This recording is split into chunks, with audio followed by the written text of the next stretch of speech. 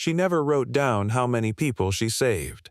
That wasn't the sort of thing Ruth Calloway put in a diary. What she wrote instead, in the summer of 1857, was a list of what she had left: 17 packets of dried yarrow, 3 tins of willow bark powder, 1 small bottle of laudanum she had promised herself she would not open until things were truly desperate. She wrote this list on the 23rd of June, 41 days out of Independence, Missouri, the morning after the captain of their wagon company told her, in front of every man present, that he did not care what her mother had taught her. He would be dead before they reached Fort Hall.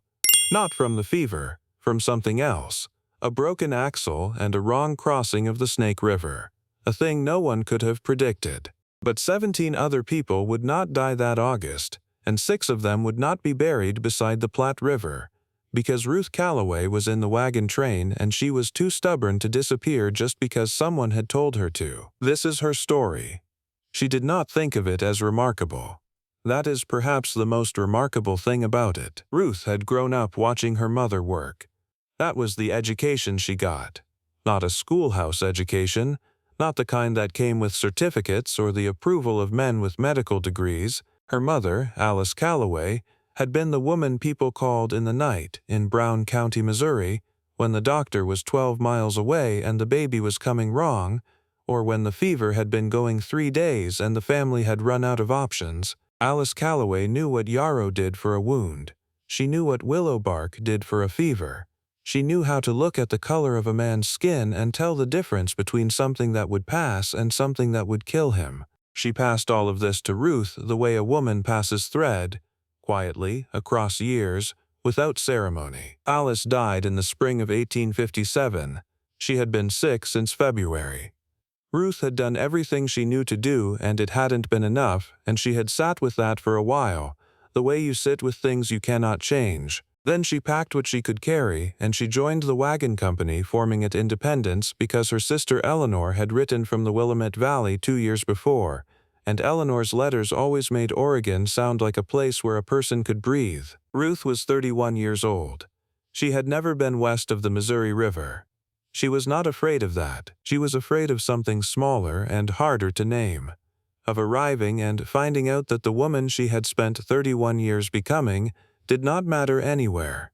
Not just here. Anywhere. She kept that fear in the bottom of her trunk, under the yarrow packets, and she did not take it out often. The wagon company that left Independence on May the 11th, 1857, was made up of 22 wagons, 47 adults, 19 children. The captain was a man named Harold Prentice, who had made the crossing twice before and who wore that fact the way other men wore a good coat. He was not cruel. He was the kind of man who had learned, over a life of practical decisions, that certain categories of information were reliable, and certain categories were not.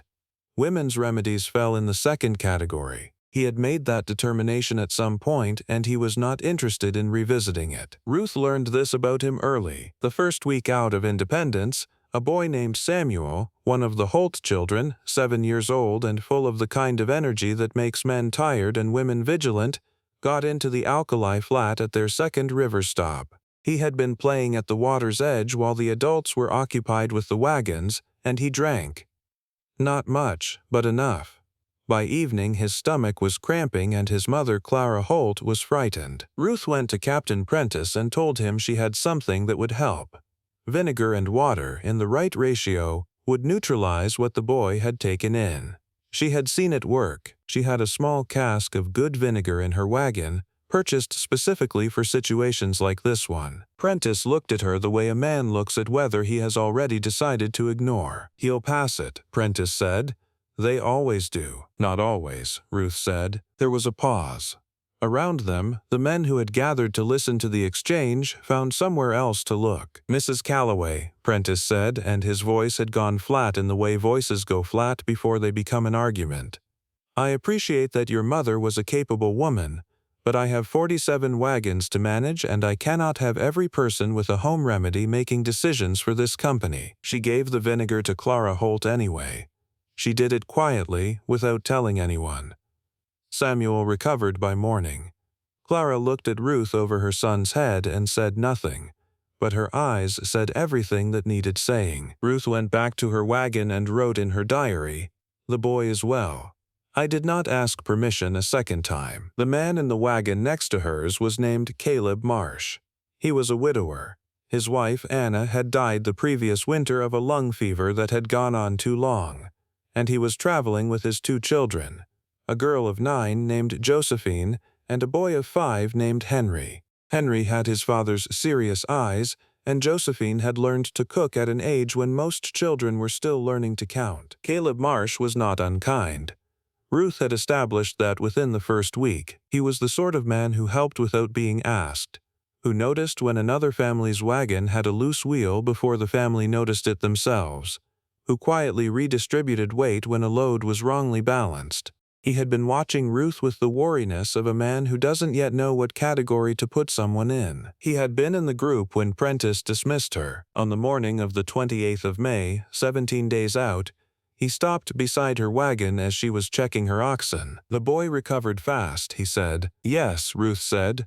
She didn't look up. "That was your vinegar Clara used. I offered it." There was a pause. He seemed to be deciding something. "I'm not saying Prentice was right," he said finally. "I'm saying be careful about how hard you push on him. He controls the pace of this company, and a woman who makes him feel foolish is a woman who'll spend the rest of the crossing being made to feel foolish back." Ruth looked at him then. He had the weathered, careful face of a man who had learned things the hard way and was trying, in his approximate way, to be useful. "Thank you," she said. "I'll keep it in mind." She did keep it in mind. She also kept doing exactly what she was going to do. The days that followed had a rhythm to them that Ruth had not expected. Not comfort exactly, but a kind of muscular familiarity. Up before light. Oxen yoked, camp struck, the great chain of wagons setting itself in motion as the sun came up, creaking and slow and inevitable as a river finding its level. She walked most days. They all walked, the women and children, because the wagons were for goods and the axles were for preserving, and a woman who rode while her oxen labored was a woman who would be pushing that wagon through mud before long. She began to know the landscape the way you know a face you see every morning, not consciously but in the body. The particular quality of the light over the Platte, which was wide and shallow and not the kind of river she had imagined, not powerful, just relentless. The way the cottonwoods along the riverbank held the heat in the afternoon. The smell of sage, which was everywhere and which she came to associate, permanently, with this particular kind of forward motion. A smell that meant not arriving but going, just going. One more mile and then another. She catalogued what she saw. She had always done this. Her mother's habit, passed down without comment. A woman who noticed things was a woman who could act on what she noticed. She noted which plants grew near which water sources. She noted the condition of the grazing at each campsite, whether the previous companies had taken too much, whether the animals were getting enough. She noted the color of the sky at dusk, which her mother had always said told you more about tomorrow's weather than any other sign. Henry Marsh began to follow her on these evening walks. It started without ceremony. He simply appeared at her wagon one evening as she was setting out, and when she didn't send him back, he fell into step beside her. He was a child who asked questions the way other children breathed, continuously and without apparent awareness that it might be tiresome. What was that plant? Why was that cloud shaped that way? Why did the oxen make that sound when they were thirsty and not a different sound? Ruth answered everything she knew and said plainly when she didn't know. He seemed to find this satisfying. Caleb noticed. He did not say anything about it directly, but she caught him watching once, from the fire, as she and Henry came back across the grass in the early dark, and the expression on his face was complicated enough that she looked away before she could fully read it. They reached Chimney Rock on the 17th of June. It rose out of the Nebraska plain like something from a different world. 470 feet of sandstone spire, visible for miles before you arrived and visible for miles after you left. Every diarist who crossed wrote about it. Ruth wrote, "Chimney Rock today. The children are wild with excitement and even the men are quiet for a while. Some places earn their names." The stop at Fort Laramie came 4 days later. Ruth had been looking forward to it with the particular anticipation of someone who knows a resupply is necessary and has been rationing accordingly. The fort was a sprawl of adobe and timber at the confluence of the Laramie and North Platte rivers. Not what she had imagined, which had been something more imposing. What it actually was loud and smelled of animals and wood smoke and the particular density of too many people camped too close together. It was also, compared to 3 weeks of open plain, a kind of civilization so vivid it was almost painful. She restocked what she could afford. More willow bark. A second pair of cotton gloves, because her hands had cracked in the dry air and she needed them intact for work. A packet of good salt. She walked the perimeter of the fort's trading post twice, pricing things she could not buy, and buying the things she could not do without. She overheard, near the sutler's counter, 2 men discussing a wagon company 3 days ahead of them that had lost 4 people to fever near the last river crossing. She stood still for a moment, listening to them fill in the details. Then she went and found Captain Prentice. He listened. He did not dismiss her this time. The word fever, mentioned in connection with a company close enough ahead to be relevant, had a way of cutting through the dismissal. He told her he would keep an eye on the water sources. Ruth wrote that evening. The fort is behind us now. Something about leaving it feels like leaving the last certain thing. Everything west of here is a different kind of country. She was right about that. She did not know yet quite how right. It was 3 days past Chimney Rock that she noticed the water. They had camped beside a slough, not the Platte proper, but a side channel, brackish and slow. The animals had been watered from it. Ruth walked down to look at it that evening, and she stood there for a long time, studying the surface, the color, the way the sediment settled. Her mother had taught her to look at water carefully. You could tell things from water. The slight greenish cast to this one, the smell, which was off in a way that wasn't just stagnant but something older and worse. She went to Prentice. "I want to draw from the barrels tonight," she said. "Not from the slough." He looked at her. "The animals have already watered. The animals may be fine. But I don't want the families drinking from that channel." "Mrs. Calloway," he said, and she heard that flat note return to his voice, "I have been watching water on this trail for 8 years. That slough is acceptable. I think it may be carrying cholera," she said. The silence that followed was of the kind that happens when someone says something they cannot unsay. "That is a very serious accusation," he said. "It isn't an accusation. It's an observation." There were 5 men around them. She watched their faces do the thing she had learned to watch for. The slight tightening, the glance between them, the collective decision to find her alarmist. "Draw from the barrels if you like," Prentice said. "I'm not restricting the company from the slough." She went back to her wagon. She drew from her barrels. She quietly told Clara Holt. She told 2 other women whose names she trusted. She did not make a proclamation, because she had learned by now what proclamations got her. That night, lying in her wagon listening to the vast quiet of the Nebraska plain, not peaceful, just enormous, just a silence that went on past the point where silence becomes something else, she wrote, "I may be wrong. I hope I am wrong. I do not think I am wrong." 12 days later, the fever found them. It came the way cholera always comes, fast and without introduction. A child first. One of the alderman children, a girl of 4 named Bessie, who had been fine at breakfast and was vomiting by noon.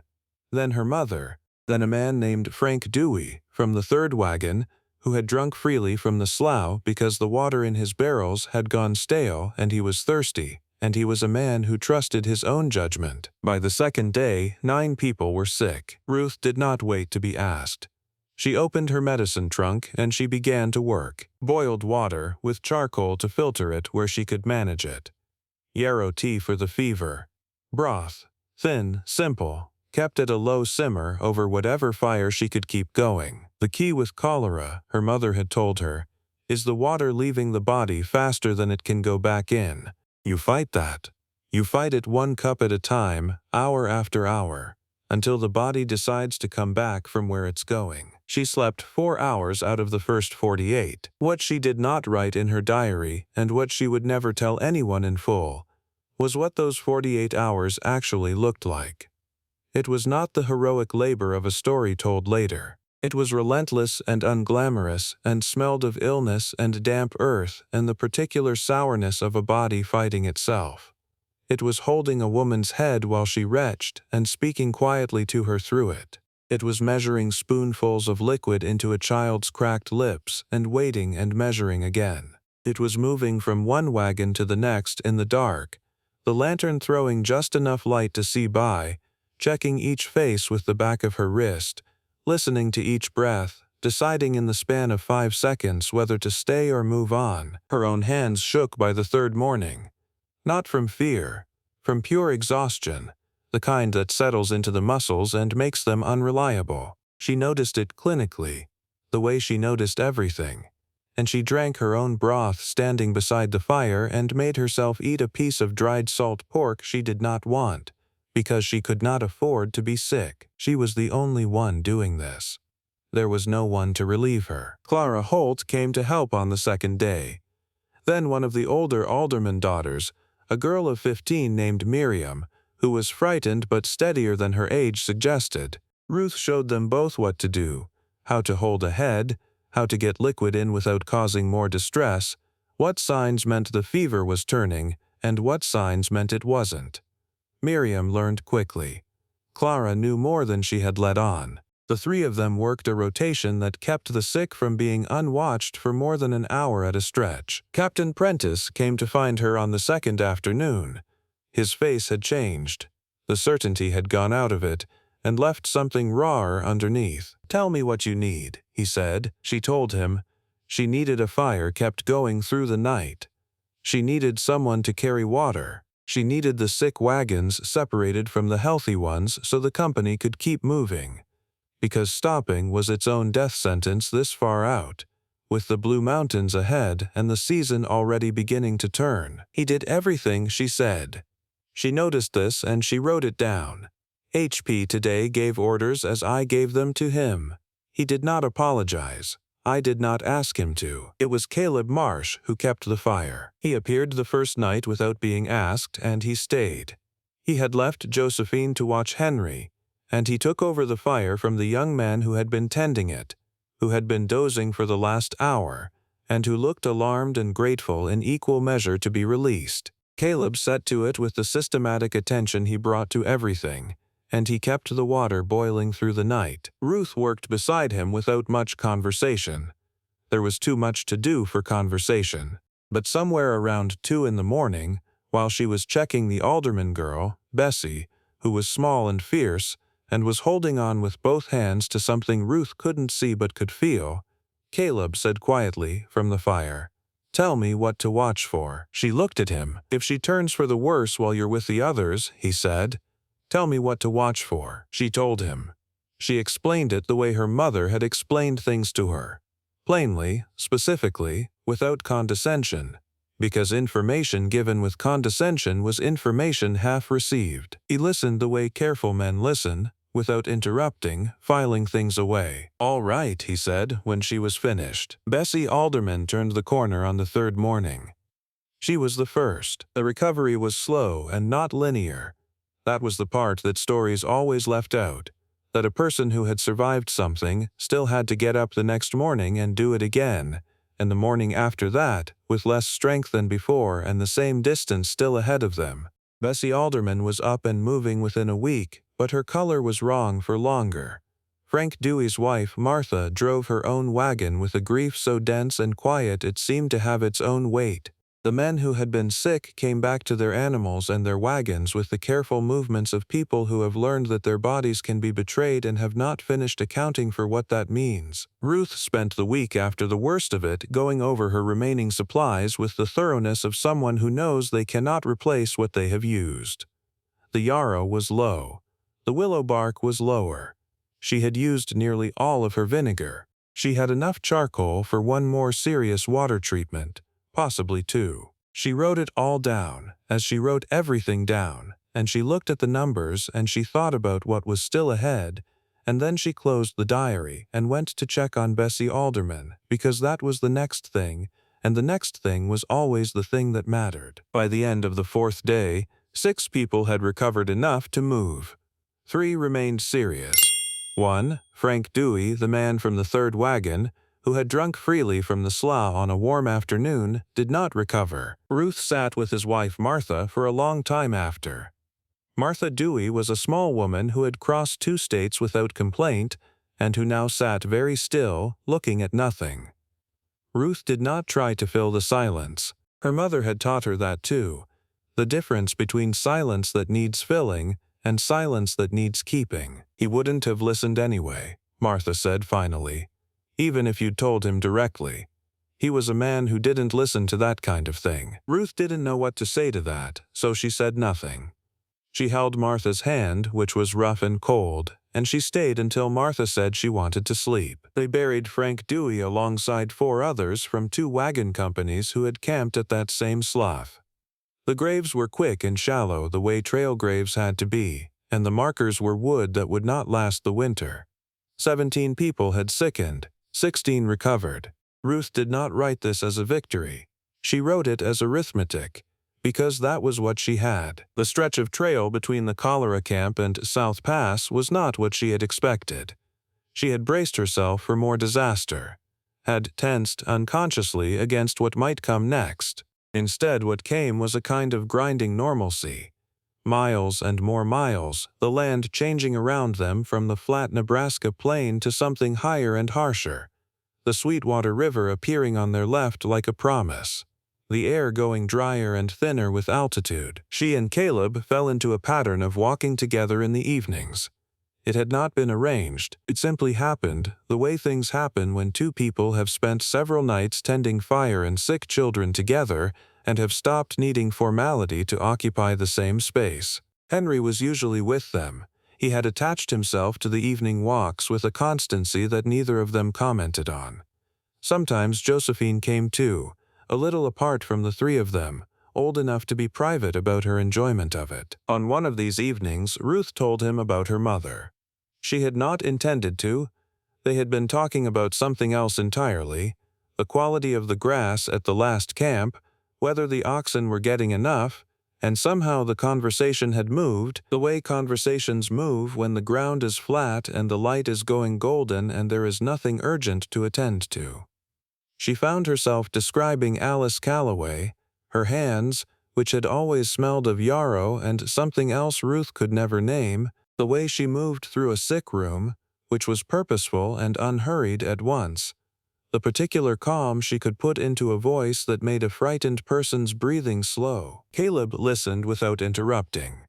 Henry had found something in the grass and was occupied with it. The light went from gold to pink to the first gray of dusk. "She sounds like someone who knew what she was for," Caleb said, when Ruth stopped. She had not thought of it in those words.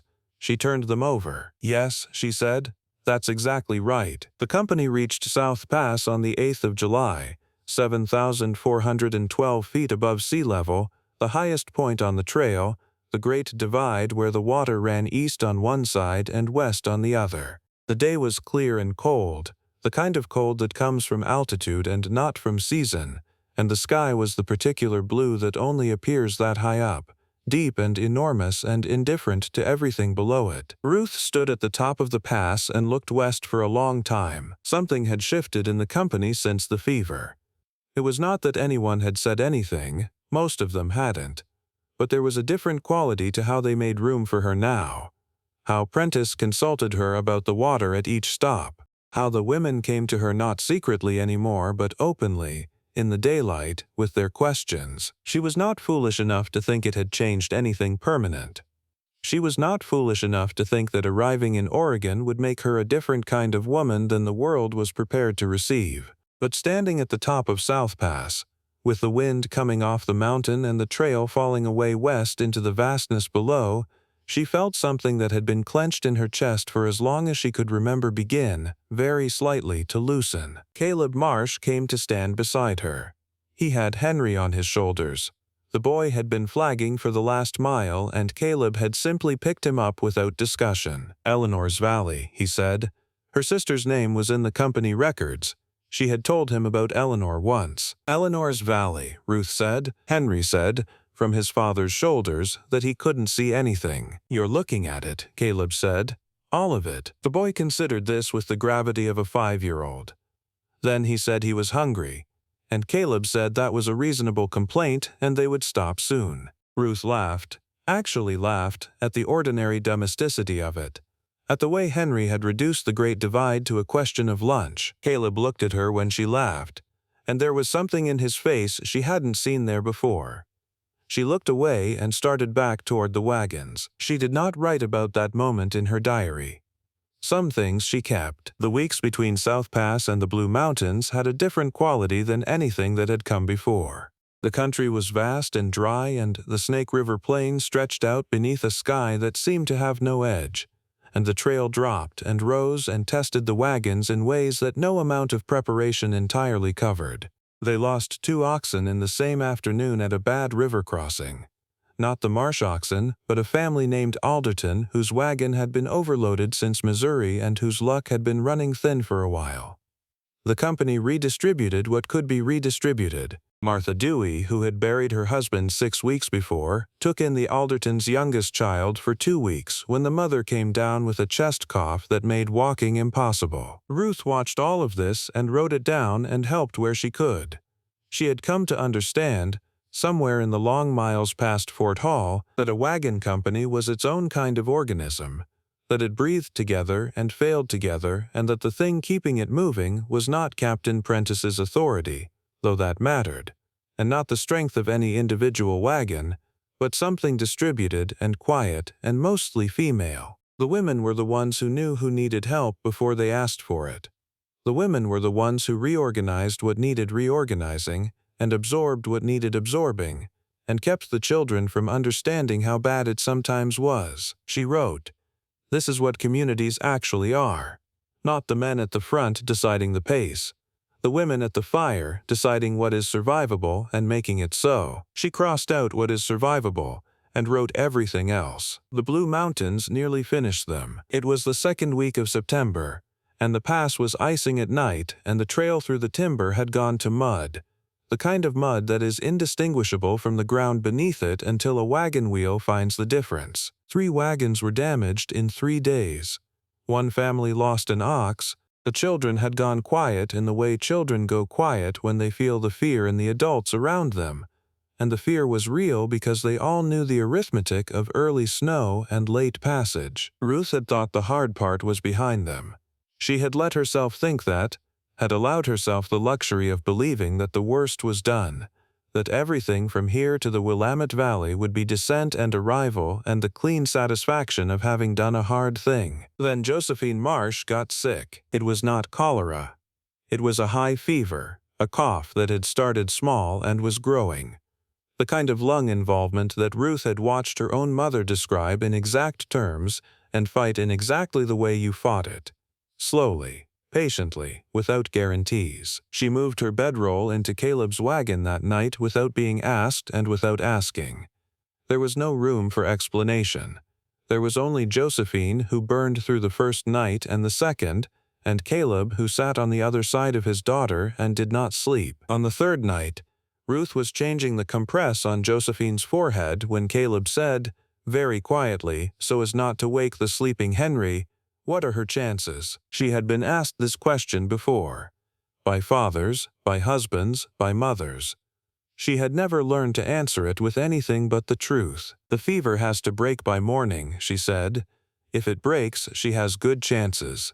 She's strong, she's been strong all the way across. And if it doesn't," he said. She didn't answer that. He didn't need her to. They sat in the silence of the Blue Mountains, the timber dark around them, the cold pressing through every gap in the canvas, the smell of wet pine and wood smoke and the particular sharpness of high-altitude cold against canvas, and they waited for what the night would give them. The fever broke at 4 in the morning. Ruth knew it before she touched Josephine. There was a quality to the girl's breathing that changed, a loosening, and then the sweat that means the body has made its decision to stay. She checked with the back of her wrist, then with the glass thermometer she had kept in cotton wool at the bottom of her trunk since Missouri. She looked at what it said. She exhaled. Caleb was watching her from across the wagon, his face drawn with 3 days of no sleep. "She's through it," Ruth said. He leaned forward and put his forehead against his daughter's hand, still holding it, and he did not say anything for a long moment. Ruth looked out through the gap in the canvas at the dark timber and gave him that silence. When he looked up, his eyes were wet, and he did not try to hide it. That was the thing she would remember later. Not the tears themselves, but the fact that he didn't turn from her to hide them. As if she had become, somewhere in the last weeks, a person in whose presence he did not need to perform being all right. "Thank you," he said. "She did the work," Ruth said. "I just kept the conditions right." He looked at her for a moment, and she could see him deciding whether to say something else. Then he seemed to think better of it. He looked back at Josephine. Ruth picked up her blanket and found a corner of the wagon and slept 3 hours, the most she had slept at one stretch in 4 days. Josephine recovered the way strong children recover. Not gradually, but in a rush, as if her body had been holding itself in reserve and now released everything at once. Within 4 days she was eating properly again. Within a week she was walking beside the wagon. She did not make much of her own illness, which Ruth thought was either admirable or 9-year-old practicality, and was probably both. She did, however, begin to come to Ruth in the evenings with questions. Not Henry's relentless cataloging kind of questions. Josephine's were different, more considered. She wanted to know the names of things, what the plant with the gray-green leaves was called, and what it was good for. Why you boiled water before using it for a wound and not after. How you knew the difference between a fever that would break and one that would keep climbing. Ruth answered everything, the same way she always answered, directly, without simplification, treating the questioner as someone capable of handling the actual information. She wrote, "Josephine asked me today how yarrow stops bleeding. I explained what I know of it. She listened the way her father listens, completely, and then she asked a follow-up question that I had not anticipated. I found I was pleased. She did not write what the follow-up question was. She seemed to think it was between herself and Josephine. They came down out of the Blue Mountains into the Columbia River Valley in the 3rd week of September. The change in landscape was abrupt and almost disorienting. From timber and rock and mud into something greener and more open, the air going soft in a way that none of them had felt for months. The children came alive again. Even the oxen lifted their heads. The Dalles. Then the river. Then the Willamette Valley, spreading itself out in the particular golden light of early autumn, more beautiful than anything Ruth had allowed herself to imagine, because she had been too practical to spend much time imagining. Eleanor was waiting at the land office in Oregon City. She was thinner than Ruth remembered and older, but her eyes were exactly the same, and when she saw Ruth she pressed her hands over her mouth, and then she opened her arms, and Ruth walked into them and stayed there for a long time. She had made it. All of it. Ruth Calloway settled on 40 acres in the Willamette Valley, adjacent to Eleanor's claim. She built a house the following spring. She was the first woman in that district anyone called when the doctor was far away and the need was immediate. She did not write about Caleb Marsh often in her diary after Oregon City. What she wrote, in November of 1857, was, "C has taken the claim north of the ridge. Josephine is well. H has learned to identify 3 plants I showed him. He is quick." That was all she wrote for a while. The following spring, there is a single additional entry made in April of 1858. "He asked me last evening, while we were planting. I said I would consider it. I have considered it. The answer is yes. I am writing this down because I am the kind of woman who writes things down, and this seems like the kind of thing that should be recorded. I am not afraid of this. I find, to my surprise, that I am not afraid of anything much anymore." There is no dramatic ending to Ruth Calloway's story. She did not become famous. Her name appears in county records, in census documents, in the informal notes of a local physician who wrote in 1863 that there was a woman on the North Ridge who knew more practical medicine than half the graduates he had trained alongside, and that the district was fortunate to have her. She kept making her lists. She kept her yarrow packets dried and sorted. She kept her diary, which her granddaughter found years later in a cedar trunk under a wool blanket. The pages foxed and fragile, the handwriting small and even and completely unhurried. There is a final entry, dated sometime in the 1880s. The exact year unclear, the ink faded at the edges. It reads, in its entirety, planting again tomorrow. Ground is soft. C says it will be a good year. I think he is probably right. She thought he was probably right. That was how Ruth Calloway ended her diary. Not with a verdict, not with a summation, not with the grand statement of a woman who knew she had earned one. Just a morning coming, and a man she trusted, and good ground beneath her feet. Some people don't need a monument. They just need the work and the land and the quiet. She had all three.